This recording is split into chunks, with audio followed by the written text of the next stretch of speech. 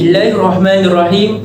Alhamdulillahirabbil alamin wassalatu wassalamu ala asyrafil anbiya'i wal mursalin wa ala alihi wa sahbihi ajma'in. Subhanaka la ilma lana illa ma 'allamtana innaka antal alimul hakim. Rabbi shrah lana sudurana wa yassir lana umurana wa hlul 'uqdatam min lisanina yafqahu qawlina. Amma ba'd. Assalamualaikum warahmatullahi wabarakatuh. Alhamdulillah, kita diberi peluang berkumpul pada malam yang berkat ini. Tentang ilmuwan kita pada hari ini, segak, tampan, lagi kan bergaya. Saya memperkenalkan Al-Fadil Ustaz Ashik Nur Aiman bin Sam Simon yang merupakan sahabat saya yang baru menamatkan pelajaran beliau di Universiti Al-Azhar Mesir. Apa khabar Ustaz? Alhamdulillah, kabar baik. Alhamdulillah. Seterusnya kita akan pergi ke panelis yang seterusnya, Ustaz Ahmad Idris bin Abdul Rahman. Beliau juga merupakan sahabat saya yang baru menamatkan pelajaran beliau di Universiti Jordan. Apa khabar Ustaz? Alhamdulillah, sihat. Baiklah, hari ini kita akan membincangkan satu tajuk yang berkait rapat dengan potongan ayat daripada surah Al-Imran ayat yang ke-19 yang berbunyi, A'udzubillahi minasyaitonirrajim. Innad dina indallahil Islam. Baiklah, ayat ini menunjukkan bahawa hanya Islam sahaja yang dianggap sebagai ad-din, yang ini agama untuk semua umat Islam. Sebelum kita mengupas dengan lebih lanjut, izinkan saya menerangkan sedikit penerangan berkenaan Islam. Islam merupakan agama yang syumul dan indah, yang di mana semua perkara telah ditetapkan di dalam segenap aspek kehidupan, yang merangkumi aspek akidah, ibadah dan akhlak, sehinggalah urusan kemasyarakatan dan kenegaraan yang mencakupi dari segi ekonomi, pendidikan, politik dan sosial yang berlandaskan Al-Quran dan As-Sunnah. Perkara ini dapat disimpulkan bahawa sumber hukum dari Al-Quran dan As-Sunnah merupakan sumber hukum yang kekal abadi serta menjadi pedoman dan contoh yang terbaik bagi seluruh manusia. Hal ini demikian juga kerana bagi mengelakkan diri daripada terjebak ataupun berkecimpung dari kesesatan, seperti dalam sabda Rasulullah sallallahu alaihi wasallam, taraktu fikum amrani lan tadillu ma tamassaktum bihima kitabullahi wa sunnatur rasulih, yang bermaksud aku tinggalkan kepada kamu dua perkara dan kamu tidak akan sesat selagi mana kamu berpegang dengannya, iaitu kitab Allah dan sunnah nabinya. Riwayat Malik. Jadinya di sini Nabi Muhammad SAW pun menegaskan bahawa Al-Quran dan As-Sunnah merupakan sebenar-benarnya pegangan yang perlu dilakukan oleh umat Islam. Kerana apa? Ia mengelakkan kita daripada tersesat dan menuju kepada jalan Siratul Mustaqim. Seterusnya, kita akan melanjutkan perbincangan kita pada hari ini. Saya akan menanyakan soalan kepada Ustaz Ashik berkenaan ilmu akidah. Okey Ustaz, berapa pendapat Ustaz bagaimana Islam itu dapat mendidik orang Islam melalui aspek akidah ini? Mempersilakan Ustaz, falyatafaddal mashkura. Bismillahirrahmanirrahim. Alhamdulillahirabbil alamin wassalatu wassalamu ala asyrafil anbiya'i wal mursalin wa ala alihi wa ashabihi ajma'in. Amma ba'd. Terima kasih kepada moderator kita yang berbahagia Ustaz Hanan dan panel kedua kita yang dihormati Ustaz Idris kerana memberikan saya peluang untuk berbicara pada forum kali ini. Sebelum saya menjawab soalan yang diajukan oleh Ustaz Hanan sebentar tadi, eloklah dulu kita melihat apa itu pengertian akidah. Hal ini kerana pemahaman tentang akidah boleh kita katakan adalah landasan dari ajaran agama Islam. Bahkan dalam istilah agama Islam adalah akidah yang dapat juga dikategorikan juga sebagai iman. Jadi, apa itu akidah? Kita lihat dulu dari bahasanya.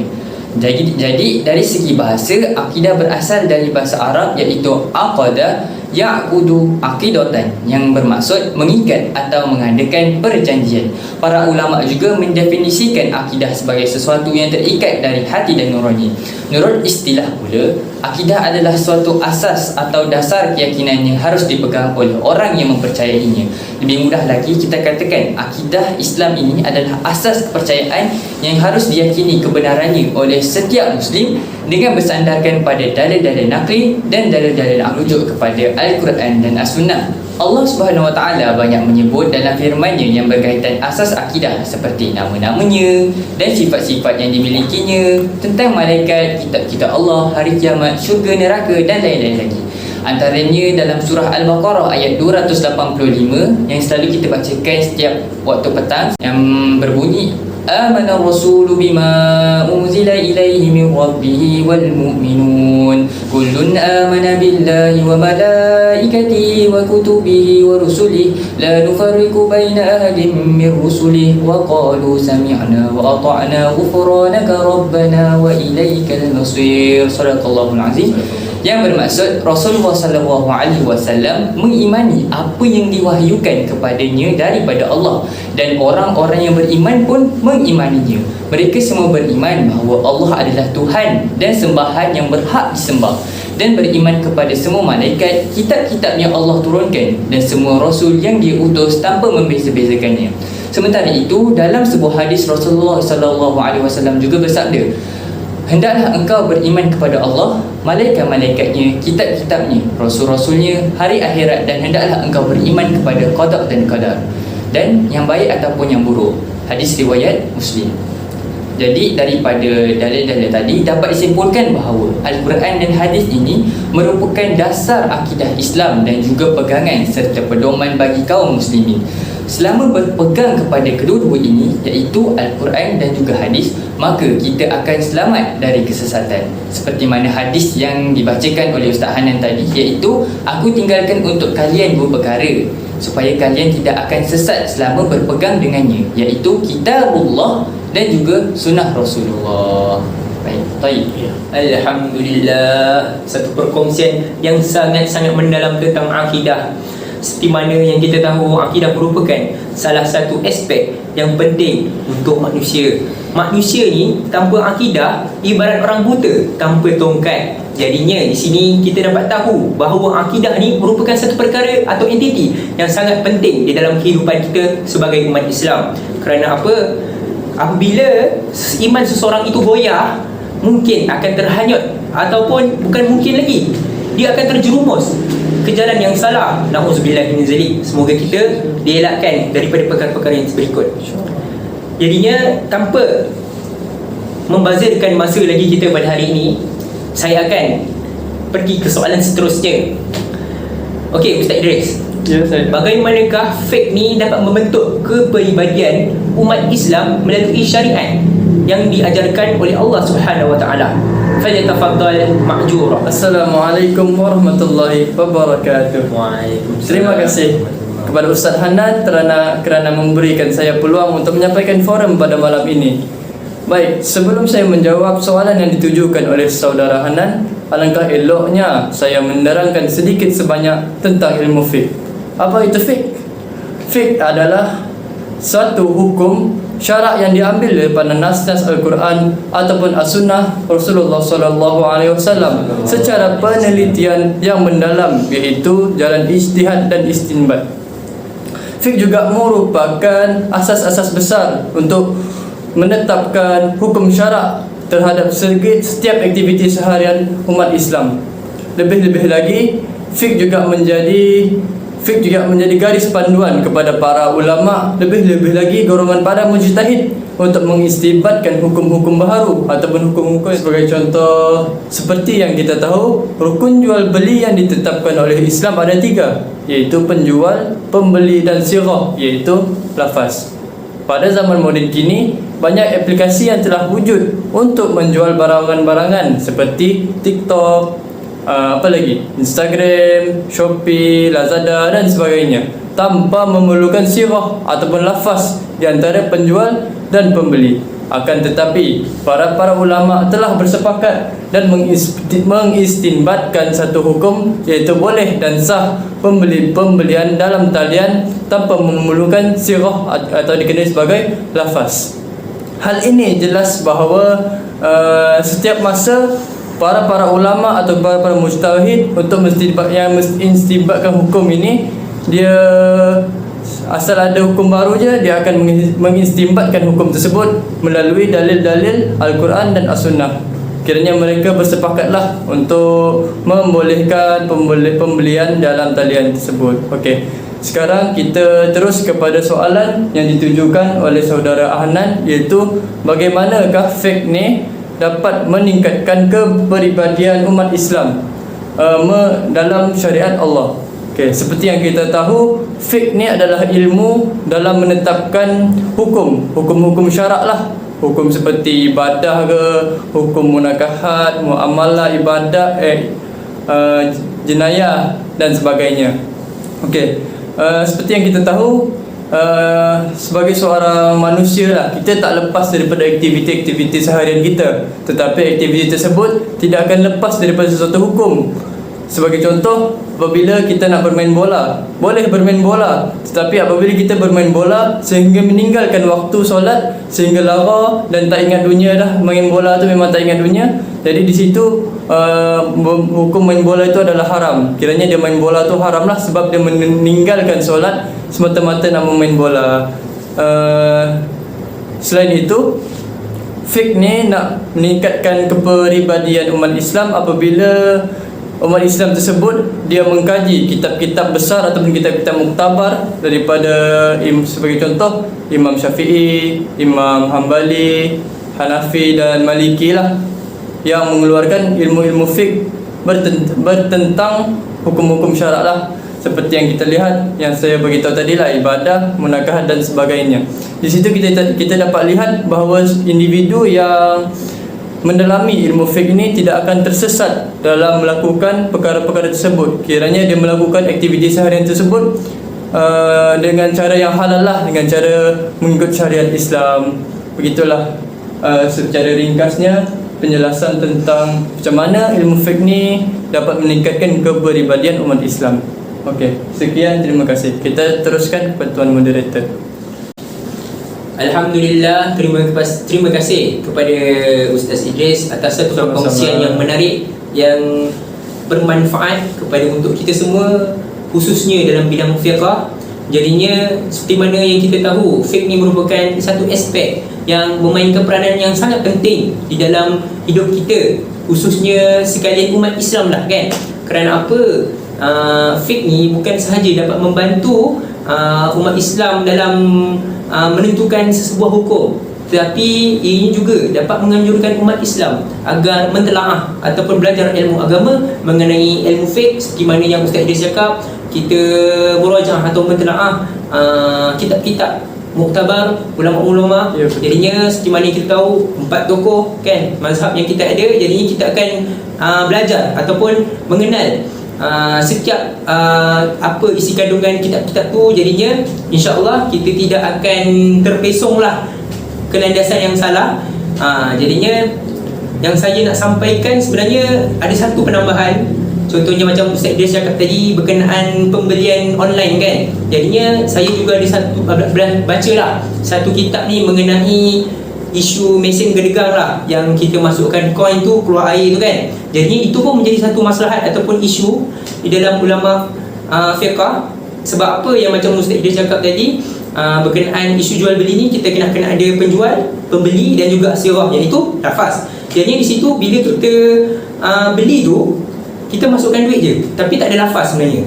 Jadinya yang saya pernah baca lah, Imam Syafi'i dia tidak bersetuju dalam kes berkenaan, sebab kita tak ada asyirah, rukun tu kita tak cukup. Tapi ulama muktabar, apa ni, mujtami' lah, ulama yang bersepakat bersetuju untuk menggunakan tu. Sebab apa? Kita ni berada di zaman yang berbeza dengan zaman Nabi dulu, yang tak ada mesin air gedegang, yang tak ada media sosial untuk menggunakan penjualan apa ni, pembelian secara online. Jadinya kita nak kena selarikan lah dengan zaman sekarang yang adanya benda-benda yang baru. Jadinya di sini kita boleh menambah ilmu kita, apa yang kita tak tahu jadi tahu. Setelah kita dengar penerangan daripada Ustaz Ashik berkenaan akidah dan juga Ustaz Idris berkenaan ilmu fiqh, seterusnya marilah kita menelusuri satu maudhu' yang sangat penting bagi seluruh umat Islam, kerana ia mencerminkan kepribadian bagi seluruh umat Islam, iaitu akhlak. Okey, sebelum saya pergi lebih lanjut, saya ingin semua para hadirin dan hadirat memasang telinga dengan teliti dan untuk mengetahui maksud hakikinya akhlak itu sendiri. Okey, akhlak berasal daripada perkataan al-akhlaqu, iaitu kata jamak bagi al-khuluqu yang membawa maksud kelakuan, perangai dan tingkah laku. Seperti mana yang kita tahu juga, akhlak ini merupakan cerminan diri untuk umat Islam. Okey, contohlah mak kita kan bersolek sana sini, bertepek sana sini kan, dia tengok cermin kan, supaya apa? Dia nak tengok muka dia ni cantik atau tidak kan. Macam itulah juga Islam. Bila kita cerminkan kita punya kepribadian ni dengan akhlak hasanah, dia akan menunjukkan kita ni sebagai orang Islam yang mukmin, yang mempunyai sikap yang baik. Selain itu juga, kita sebagai umat Islam ni perlulah menonjolkan sifat kepribadian yang mulia, iaitu sifat mahmudah, seperti berbaik kata, bersopan santun, jujur, amanah dan sebagainya terhadap kalangan masyarakat kita. Tidak kira sama ada mereka itu beragama Islam ataupun bukan, ataupun dia berbangsa lain. Sebab apa? Kita ni umat Islam sangatlah digalakkan untuk mengikut ciri-ciri sifat kepribadian baginda kita, iaitu Nabi Muhammad sallallahu alaihi wasallam. Jadinya yang kita contohlah, okeylah, ada firman Allah di dalam surah Al-Qalam ayat keempat yang berbunyi, A'udzubillahi minasyaitonirrajim wa innaka la'ala khuluqin azim, yang membawa maksud dan bahawa sesungguhnya engkau, iaitu Muhammad, mempunyai akhlak yang amat mulia.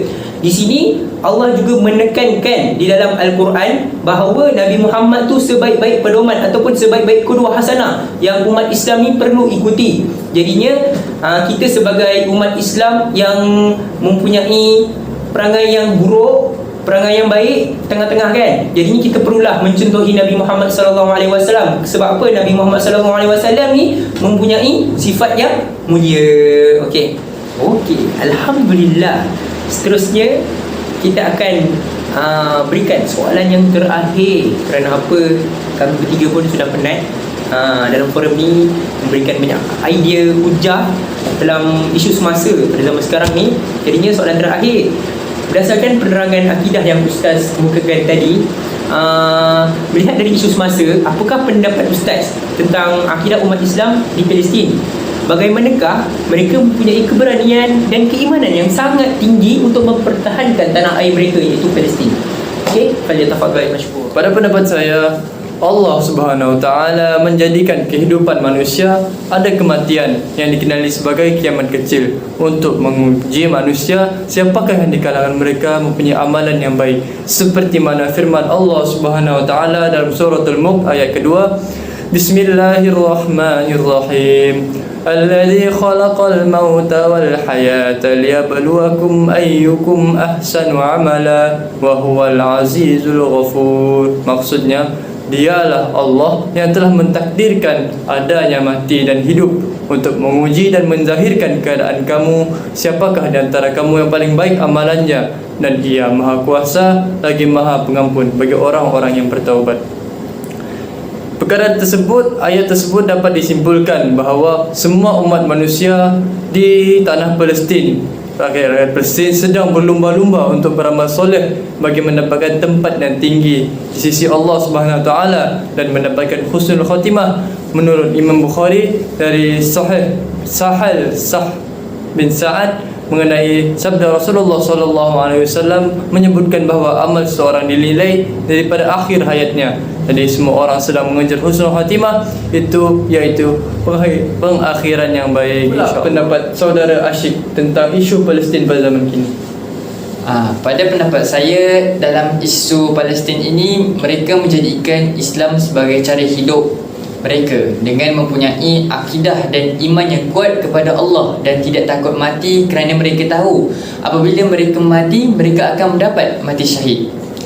Seperti mana yang kita lihat sekarang isu Palestin ini, saya telah melihat satu video yang mana ada seorang ibu ni, dia sangat happy, sangat gembira kerana dia melihat anaknya mati syahid, kerana dia tahu yang mereka sedang berperang untuk mempertahankan harta dan tanah mereka daripada dijajah.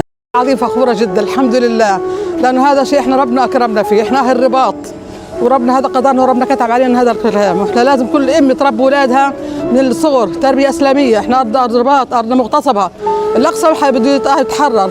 الدول اللي بتتهدم هادو الشباب اللي بتروح بتتعوض الشباب الحمد لله بتعوضوا بعد ما خسرناهمش في جنات النعيم الحمد لله. انا الحمد لله هي يعني ايام ودعت محمود قلت قطعه مني يوم ما ذهبت الجنه قبلي، وكمان قطعه راحت كمان من قبل من خالد، والان 3 قطع راحوا مني ما ظهرش في شيء الحمد لله. الحمد لله ان شاء الله في الجنه ان شاء الله.